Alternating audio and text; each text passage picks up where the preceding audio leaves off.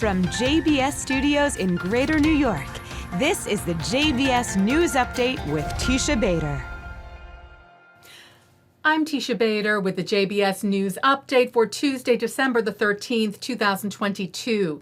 The Knesset today voted to elect Likud member Yariv Levin as its next speaker.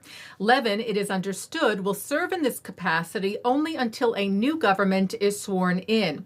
He will then likely be given a different role, reportedly that of justice minister. But in the interim, his placement is expected to help Likud pass some wanted legislation.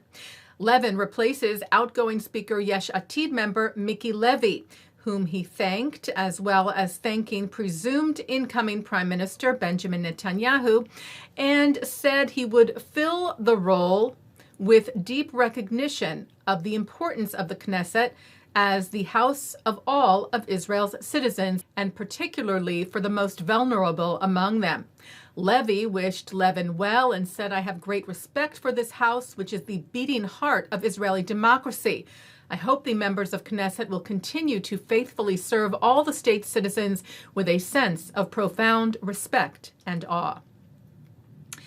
And Netanyahu, in his remarks to the Knesset at the vote today, sought to reassure the public that his government would not be taken over by the ultra-Orthodox religious parties within his proposed coalition, as some have warned.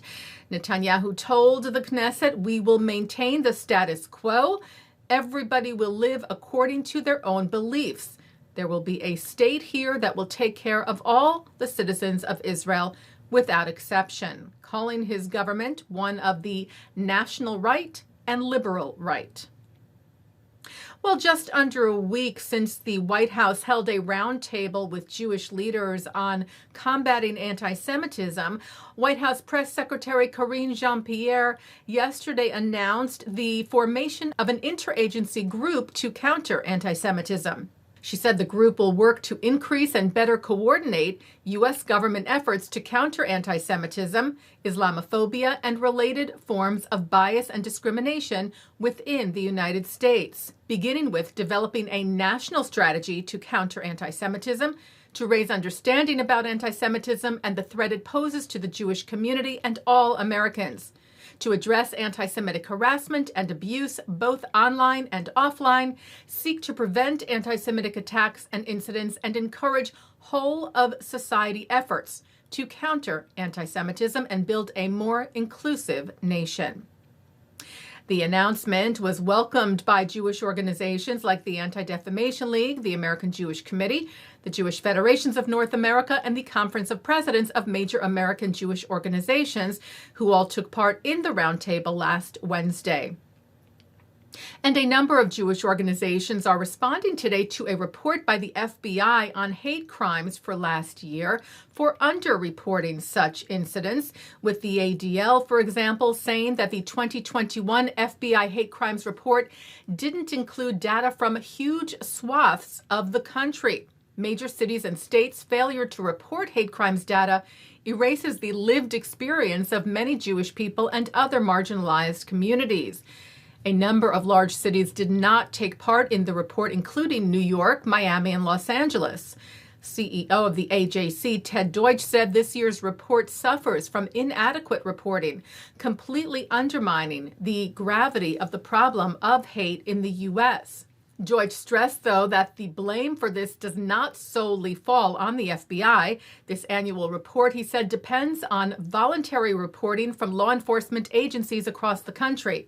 And B'nai B'rith International said at a time when hatred against Jews and other minorities is on the rise, it is crucial that more law enforcement agencies report data to the FBI. Well, last night, Israel's embassy in the U.S. in Washington, D.C. hosted its annual Hanukkah reception, led by Ambassador Michael Herzog. To celebrate, the embassy wrote the Festival of Lights with friends from the D.C. area who help strengthen Israel-U.S. relations. Senator Jackie Rosen gave the keynote and said Hanukkah reminds us that when we hold firm to our values, beliefs, and faith, it can become a source of light that no matter the odds become impossible to extinguish. Hanukkah begins this Sunday night, December the 18th.